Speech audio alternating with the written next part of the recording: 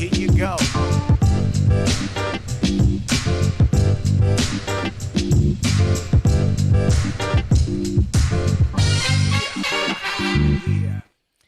First ring. That's the nothing personal word of the day. It is Thursday, November 2nd, 2023.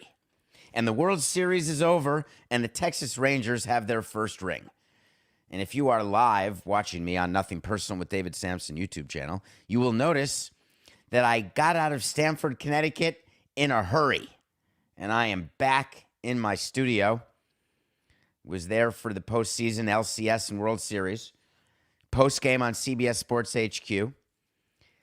Got back to the hotel about 1 o'clock in the morning, packed up, drove a couple hours, stayed up all night cleaning, laundry, setting up, getting ready for the show. And here I am on nary a wink, the first day of the offseason. The Texas Rangers are the World Series champions in a World Series watched by very few of us, but will be enjoyed forever by many people in Texas. My hat's off. My gallon hat is off to Chris Young. I don't mind being wrong. The Braves did not beat the Astros. That did not happen. That was my preseason pick. The Diamondbacks did not beat the Rangers. That was my World Series pick.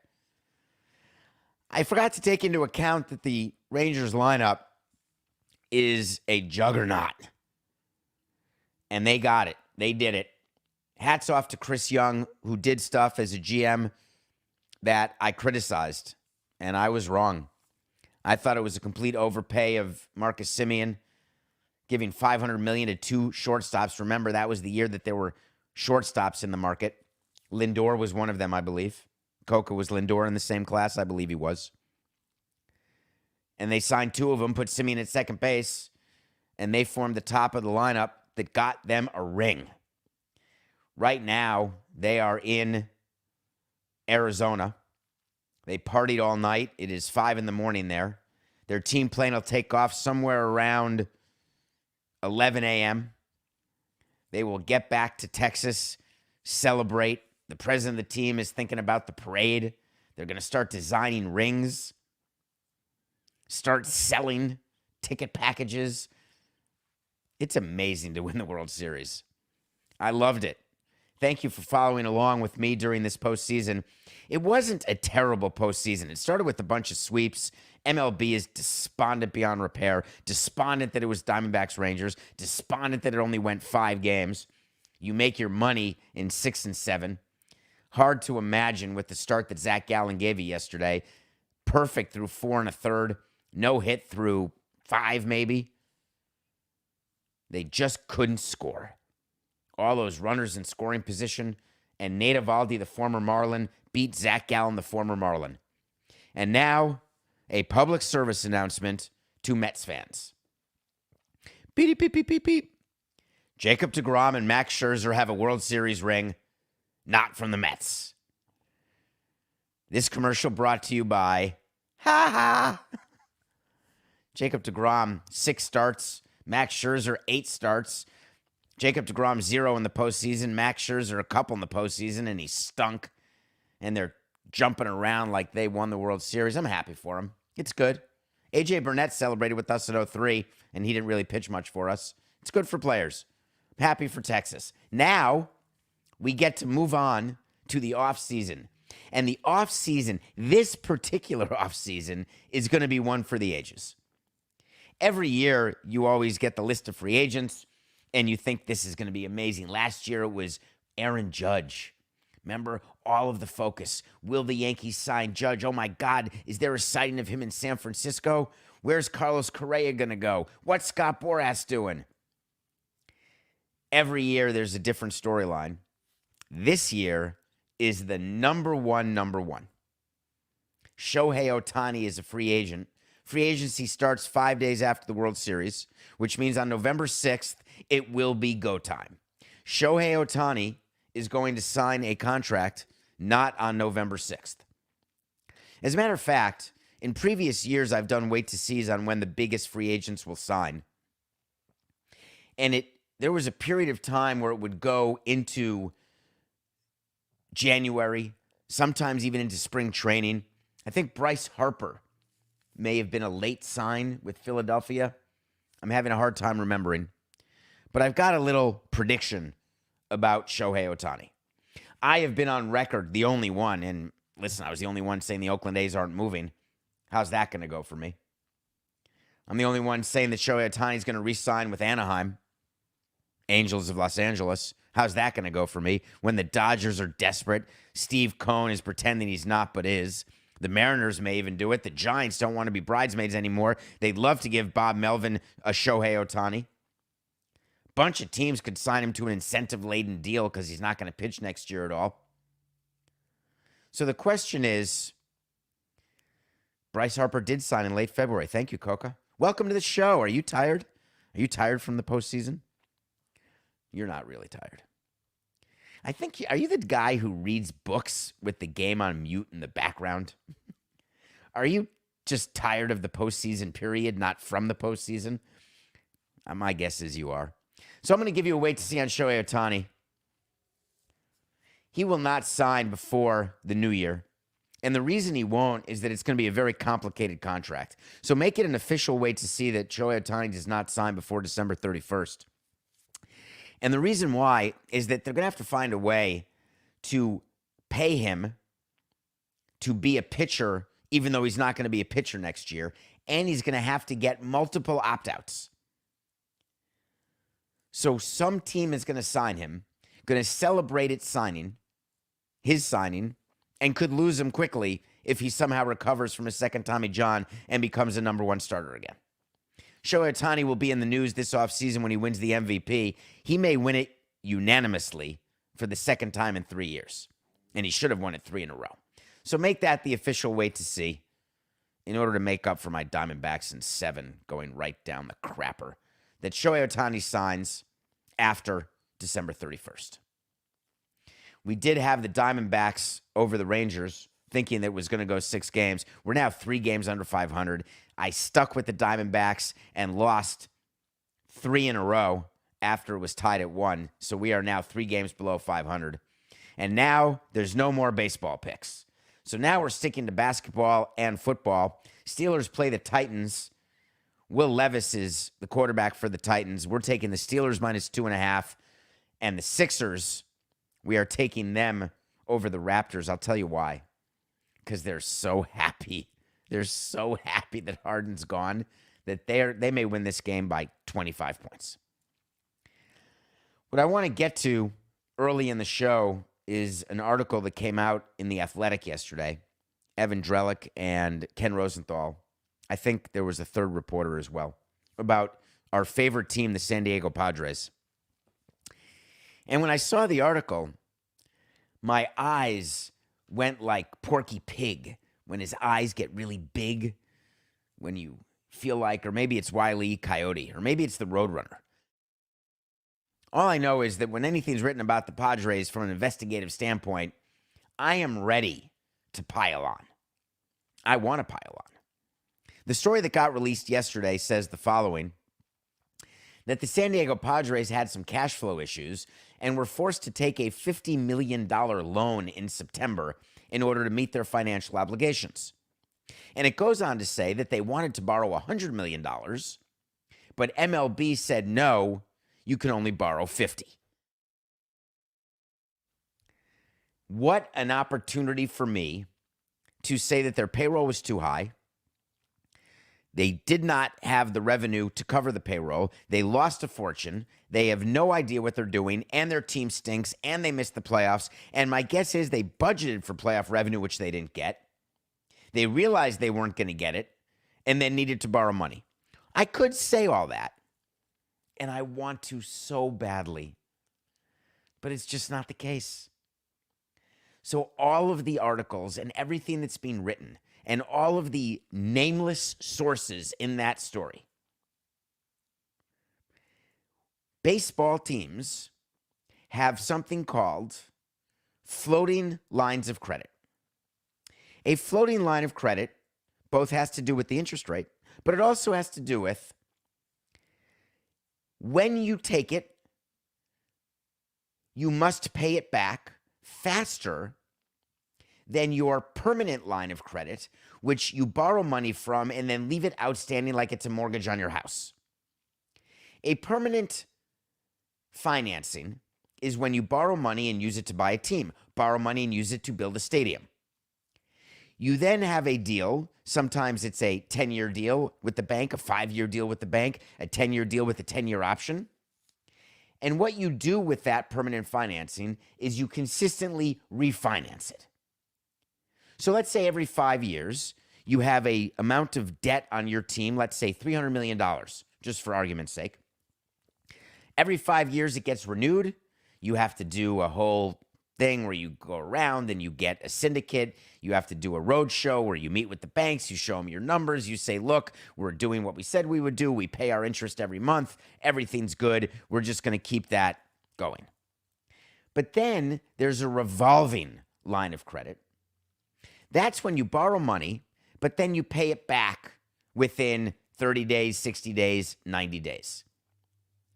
Just consider it temporary financing. The way baseball works is that you're paying your players from April to October. So you are spending the majority of your money in those 6 months. People may mistakenly say that's when you're getting all your revenue is April to October, and that would be wrong. Because the lion's share of season ticket revenue comes in the form of deposits and then paid in full season tickets that are paid in full prior to the season even starting. Sometimes you can pay it per month, but a lot of season ticket holders, like 70% of season ticket revenue, is paid in advance. Because what you do is you give a bit of a discount. Pay in full now. You've seen it when you buy stuff. If you pay in full now, it's one price. If you pay it per month, it's another price. TV revenue can come over the course of all 12 months. The Padres budgeted to get X amount of TV revenue. Sometimes you get it over 6 months, but every deal that I've seen, you get paid over 12 months. But the Padres lost their TV deal, and MLB did not replace the entirety of their revenue. So that is a negative variance to their budget. Their payroll was most certainly higher than what they had budgeted originally. Their season tickets were up. Their attendance was up, but we have no idea what their total gate revenue was, though sources say it was among the 6 or 7 best in baseball. We don't know. But no matter how you slice it, there are revenue shortfalls that happen toward the end of the season. The Marlins had a revolving line of credit where we would borrow money every single September and we would pay it back every single November, because November is when we would get our revenue sharing payment and a distribution from Baseball's Central Fund. When you get that distribution, you pay off the seasonal line of credit. That's another way you can call it, a seasonal line of credit. You don't pay back your permanent debt. You pay back your temporary seasonal line. For the Padres to get $50 million in September, that would be a seasonal line of credit. Totally normal. Why does MLB need to approve that? Why did they not agree to the 100? MLB approves all financing done by each of its 30 teams. It doesn't approve, nor does it care, what owners do using their boats, Picassos, homes, whatever they want to use as collateral, other businesses, stock they may own, pensions, whatever they own. MLB does not get involved in approving that debt. Owners can have as much personal debt as they want. But if you are using the team as collateral, your revenue, your stadium, your franchise, MLB approves all loans using anything team-related as collateral. Collateral is what you have to show in order to get a loan. When you get a mortgage, what you're showing is that you've got the cash, you've got a job, where your employer says you are gainfully employed by blank company, and then you get approved for a mortgage, back when it actually was hard to get approved. By the way, the whole housing crisis is when everyone was getting approved, and they shouldn't have gotten approved because they had no way to pay the mortgage, and that's why everyone went bust. But I digress. So the Padres go to MLB and they say, hey, we'd like $100 million. MLB has all the Padres' numbers. MLB knows what the Padres are losing. The union knows what the Padres are losing. The union has access to audited statements of the teams. So every time the union sends up and says, oh, this team's making money, this team's making money, they know exactly who's making money. Baseball looks at the numbers and says, we'll let you borrow 50, not 100, because you're going to get a distribution of 50, and I know you'll be able to pay it back from that distribution. So a seasonal line of credit covers you from when you have money like an accounts receivable, but you have to pay like an accounts payable prior to receiving the accounts receivable. Normal, standard. I cannot criticize nor sully the Padres for doing this. Yet, the team president, head of business operations, had to do statements, the CEO. He said, we established a capital plan for 2023 with our ownership group and lender partners and are operating our business in accordance with that plan. Great. Do you know what that says? Nothing.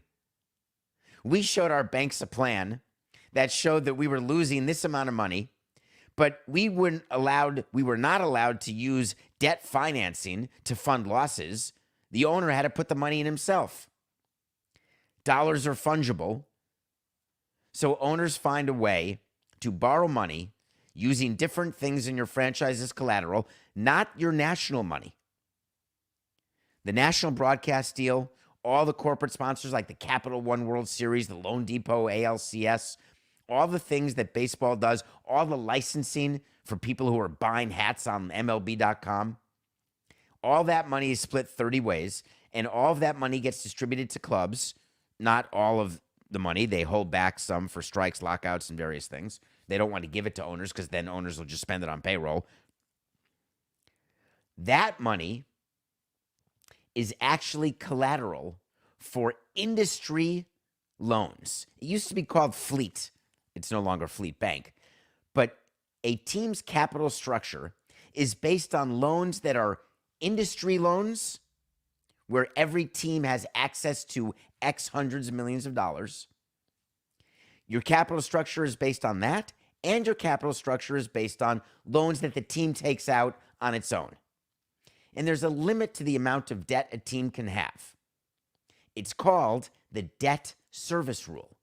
The debt service rule was negotiated with the union not paying attention, an absolutely huge win for the management. Because what it says is you cannot have X dollars of debt more than Y.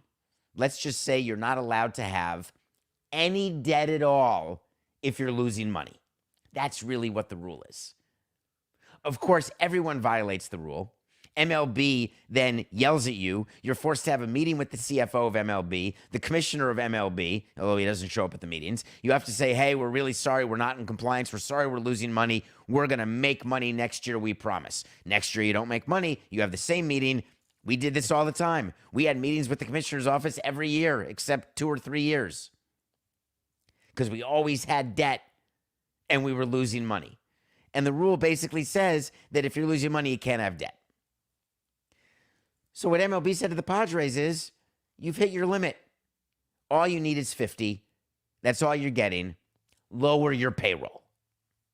So when the team CEO says that they operated the business in accordance with the plan, yeah, I could make a plan that's absolutely ridiculous that shows we're losing a fortune.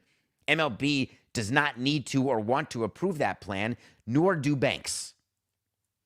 Which is why the Padres are going to have a new plan in 24. Which is why Juan Soto may be wearing pinstripes, but he's not going to be wearing mustard.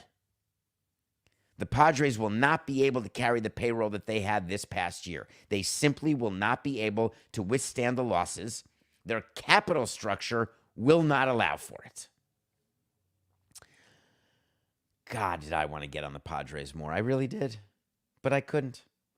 All right, let's take a break. When we come back, we're going to review a movie that I just watched with Bill Burr, and then I'm going to talk about what happens when you buy a team. Something happened in Ottawa. We don't talk about hockey much, but one of you asked a question on davidsamsonpodcast.com. By the way, don't forget to send pictures of the No Chance toilet pants of the shirts that you're buying. Thank you for buying them. Thank you for wearing them.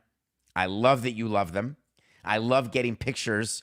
I just got one, Coke, of someone in the wait to see, and horse hockey, though, is clearly the favorite, and I hope you're enjoying the hoodies that are now available on davidsamsonpodcast.com. One of you asked a question, a hockey question, thinking I wouldn't answer it, but it's a fascinating question about what happens when you buy a team. We'll be right back.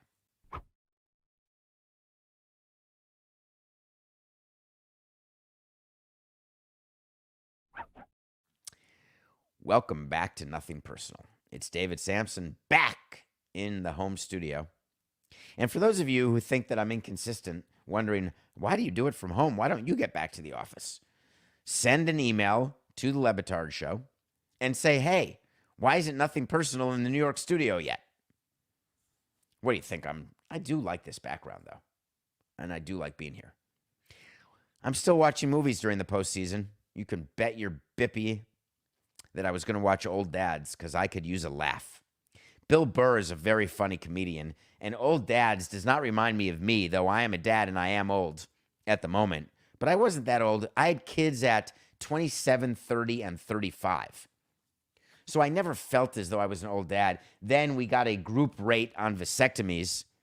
I think every member of our front office got a vasectomy at the same time, and it may have been right after the World Series because right post Game 6 pre-celebration. Some people got divorced. Some people reversed their vasectomies, had more kids, and they became old dads. I did not do the latter. But this is a very funny movie I had never seen Bill Burr, so I've not seen any of his comedy shows. And as a result of seeing Old Dads, I'm going to watch some of his specials because he's hilarious. And he directed this, he wrote this, he stars in it. And it's just a funny expose about a bunch of dads. And it's not campy. It's not, what's the word when something is, they make it sort of a caricature. I can't think of the word right now. I'm having a moment. Just bear with me. I'm on zero sleep.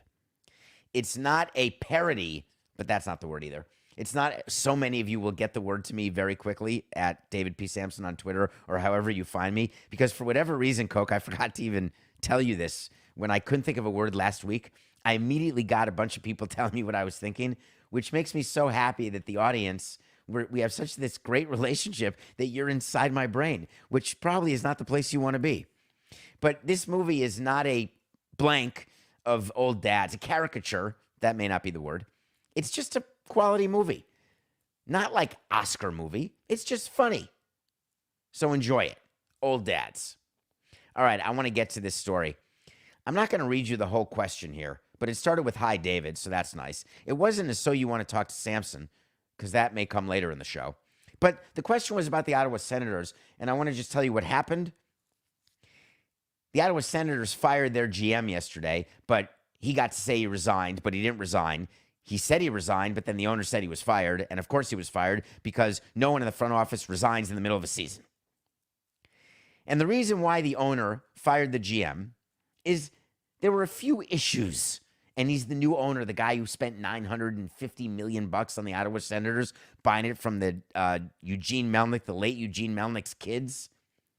That's the deal that Gary Bettman couldn't approve fast enough because the valuation of his teams were finally approaching baseball, which made him so happy. He was whistling Dixie out of his tuchus, so he approved this deal. So this guy buys the Senators. His name is Michael Andlauer.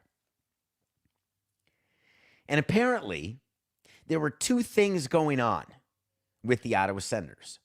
There was an investigation into a trade that was done with a player and an issue with a no-trade clause in a player contract.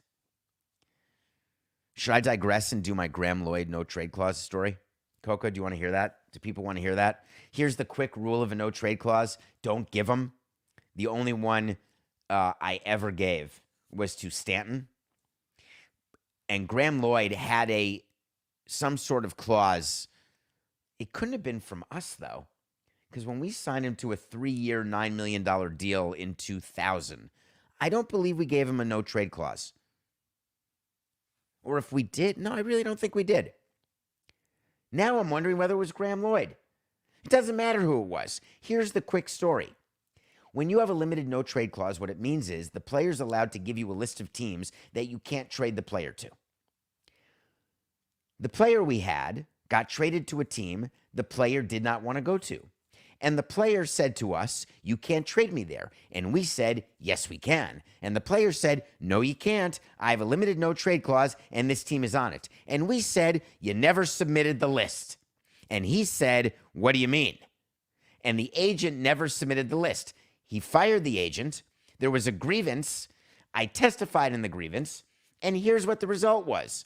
It ain't my job to call a player and say, hey, where's your list? If you don't submit the list and take advantage of the fact that you have a limited no trades, NMP, not my problem. So there was an issue with the Senators with the no trade and with the player and with whatever. That was one issue. Another issue is that there was an investigation that the NHL was doing. And what this new owner is claiming is that he didn't know about any of the investigations that were taking place by the NHL about the Senators. And that he doesn't want to pay a fine that was levied because why should he pay it when he had no idea about it? And it wasn't on his watch. And he said, from the seller's perspective, it was a non-issue. The owner is wondering, why does he have to pay for something that didn't happen on his watch? And then he said, the commissioner had a lot of time to deliberate on it and think about it. Why I inherited this is beyond me. This is a guy who just spent $950 million on a team, and he said, why I inherited this is beyond me? Why would it be beyond you? Did you read the purchase agreement? Did you read the reps and warranties? Did you assume all liabilities of the franchise? Just like you assumed all assets. Were there excluded liabilities? Is it possible that the seller of the franchise fraudulently did not disclose something in discovery, in due diligence? Is it possible that you didn't have strong enough reps and warranties where the seller said, hey, as is, good luck? Have you ever bought something as is? Like buying a house or a car, and the seller just says, hey, here it is. You want it, it's yours. If it breaks down on the way out of the driveway, not my problem. Or you can sign a contract which says, I'll buy your car, but if it breaks down in the first month, I get $1,000. I'll buy your house, but if it has termites that are discovered within 30 days, I get $10,000. Or the contract can say, I am representing that everything's good with the house. And if it's not good, the maximum you can get is $150. That's a clause that can be in a contract. Contracts are signed by two parties. When you sign something, you may want to read it. The fact that this owner is saying that he doesn't understand why he inherited these potential liabilities, I can't even believe it. I hope he runs the team better than Melnick did. And I certainly hope that this is not indicative of his ability to run a business. Yesterday, as we were going to pregame on CBS Sports HQ, there was breaking news that Bob Knight died. Bobby Knight was the coach of Indiana, you may remember. Do young people, Coca, know who Bob Knight is? He coached Army, Texas Tech, and Indiana. He won those championships in Indiana, like 3 national championships. 902 wins. He's like 6th all time. When he retired, he was number 1. He's the guy with the temper, anger management problem. He would have done very well with Jack Nicholson. He died yesterday, and I wanted to point out a thing that really struck me about all of the obituaries, all of the voiceovers that were done, all of the media people who were talking and writing about Bob Knight. And it seems as though that he was judged by many of his worst moments. I don't know Bob Knight, so I have no horse in this race. What I do know is that there's video of him throwing a chair across the court. There's video of him being physical with players. There's video of him doing things that today coaches can't do. They'd be fired immediately. What was that football coach that tapped a guy in the head, Bruce Arians? And everyone lost their minds. Abuse, abuse, abuse. Bob Knight would never have a job today. But yesterday was different than today. And I wonder, as I've told you before, when people die, I say things like, hey, this is an obit moment. When stadium opens, that's an obit moment. When you win a World Series, that's an obit moment. An obit moment is something that will appear in your obituary when that time comes. David Samson, 185 years old, died yesterday of complications of a broken heart. David Samson in 2003 was the president of a Major League Baseball team. That type of thing. Would you really want the worst part about you to be what's in your obituary? And what are the things that you do that no matter what will be part of your legacy? Lawsuits you're involved in, arrests maybe, if you're arrested, if you're a felon, if you're a Ponzi schemer, if you're responsible for a team moving, relocating. What's the limit? If you're a bad dad, does that go in there? David Samson, known to many as a bad father, died of complications of a hangnail at 120. I just felt that it was wrong. All of the articles and all the things about how he was this polarizing character and how he was a man of his time, but a great coach, like but a great coach, like as an afterthought. It bothered me. But rest in peace. All right, Coca. Actually, I want to, if you don't mind, can we do Inter Miami first? Before we do this, so you want to talk to Samson? I want to do Inter Miami. Inter Miami, Messi's soccer team. They were supposed to be on a plane right now, going to China. MLS playoffs are happening. At CBS, there was multiple screens during the World Series. Last night was game 1 of Columbus and Atlanta, and they play best of 3, and I believe Columbus won 2-0 in the first match. Did you like how I said 2-0, like I know what I'm talking about? Inter Miami is not in the playoffs. Messi won the Ballon d'Or, best soccer player in the world. And Jorge Mas, the owner of Inter Miami, is trying to capitalize and monetize having Leo Messi on his team. One of the ways to do that is to go to play international friendlies. They were invited and had a deal to play international friendlies in China. Not quite Saudi Arabia, not too far stretched from it, though.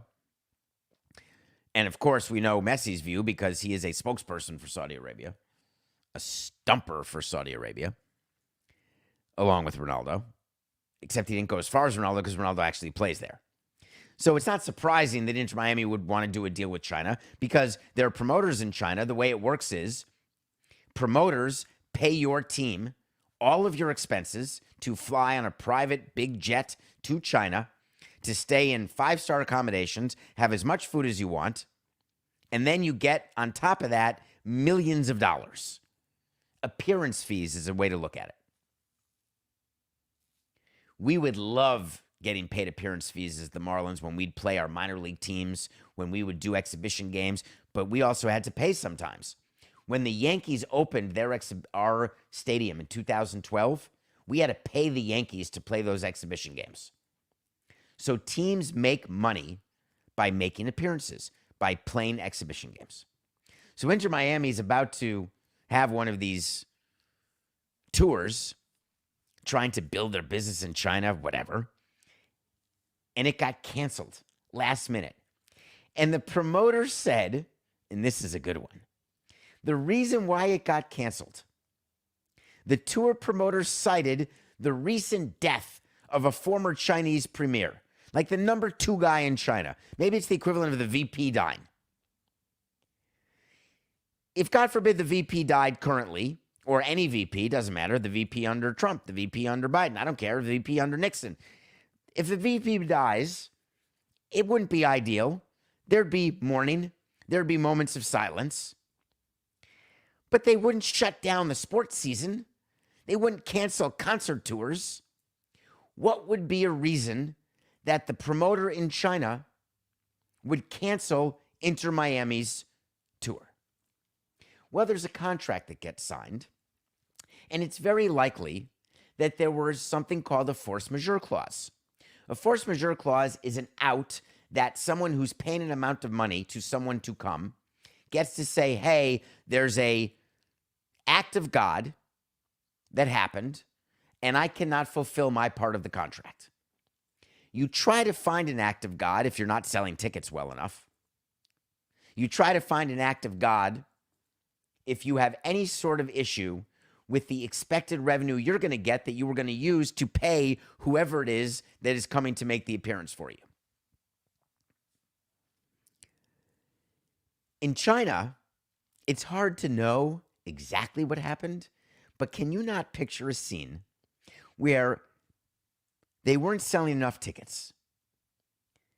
The 2-game exhibition was going to be a money loser, and the promoter said, I changed my mind. I can imagine that scenario. And Inter Miami would say, but wait a minute, pay us our money. And the promoter would say, I'm not paying you your money. We can't have the games. The VP died. What about the other way? What if Messi was promised by Jorge Mas to actually play or to make X number of appearances in China? Basically, being pimped out. We do that with players all the time. That's why part of the collective bargaining agreement has a minimum number of appearances for each player that they have to make, because we then monetize those appearances. We don't give players extra money. If they do appearances above that, we give them some money, and they can choose yes or no. But there's certain appearances that they just do. When Messi signed his deal, I promise you there were provisions in the contract for A, whether he had to do international friendlies, B, if he did have to do them, what he was going to get paid, having nothing to do with what the other players would get paid, and C, giving him an out if he didn't want to go or if he's hurt or whatever the case may be. So this is an example where either one of the two sides could have canceled this China tour, and the best they came up with was a promoter saying that someone died. But the truth is likely that either the sales were down or that Messi was not going to do or couldn't do what the promoter needed him or wanted him to do. So Inter Miami is now back in Miami. They're practicing for a couple of weeks before they break for a month, before training camp starts in January for the new season. Is that right, Coca? That MLS training camp is in January and they're still doing playoffs now in October? That is not a very long off season for playoff teams. But in any case, Jorge Mas, when he did the deal with Messi, clearly expected to monetize Messi, which means they're going to have to find other exhibitions to play in. They're going to have to find other sources of revenue.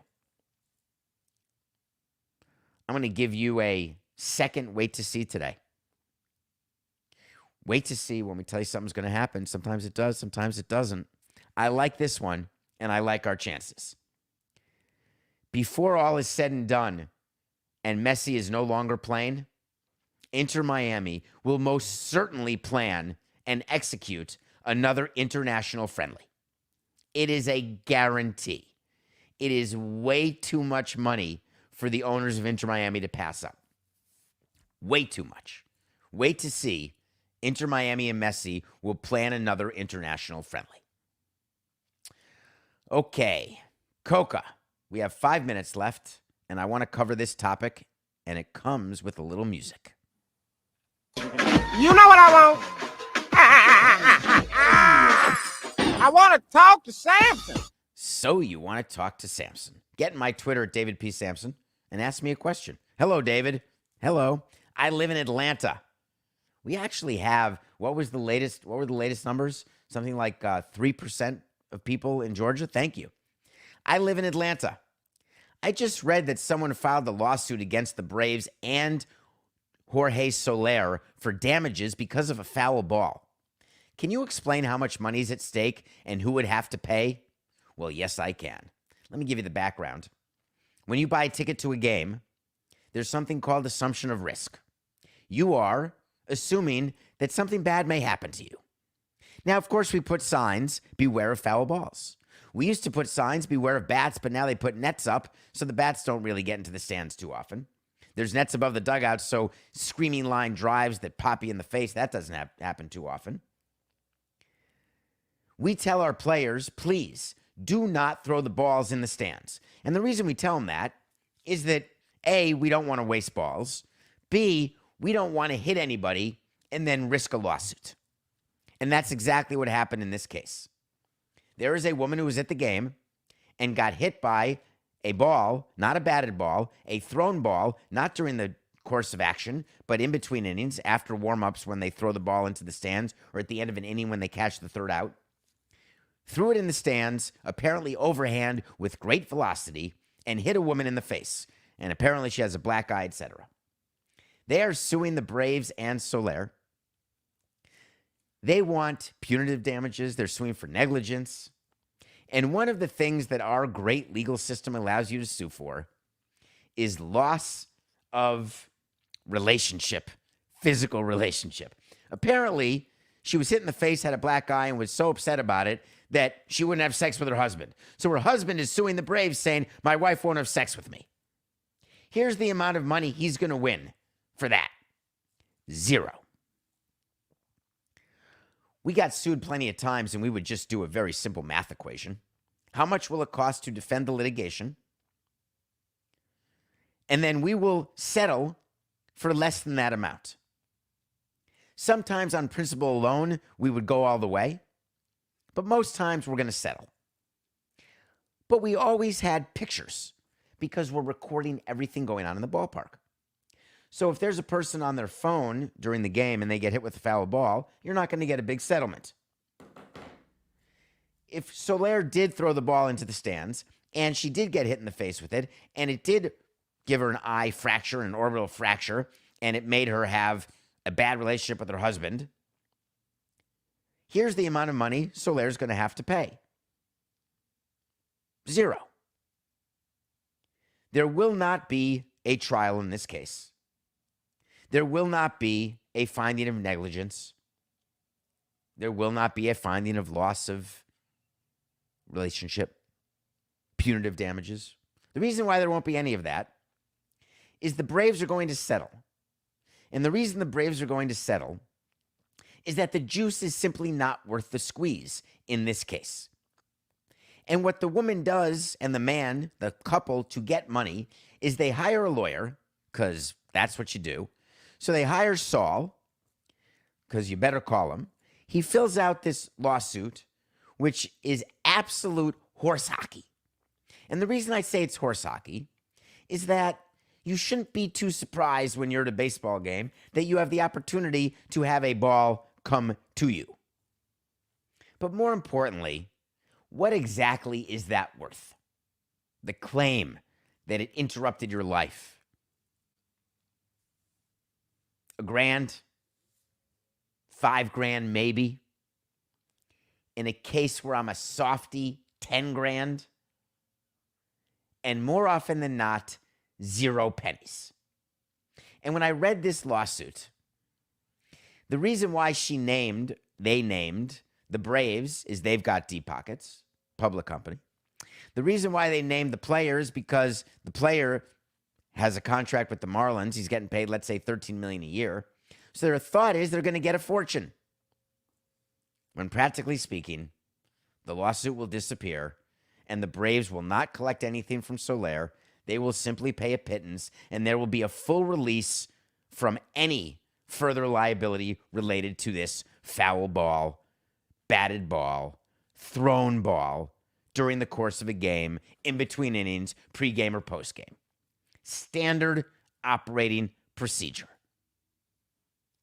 Why would you ever settle a case like this and give in to this frivolousness? It's just business. Enjoy your $1,000. It's nothing personal.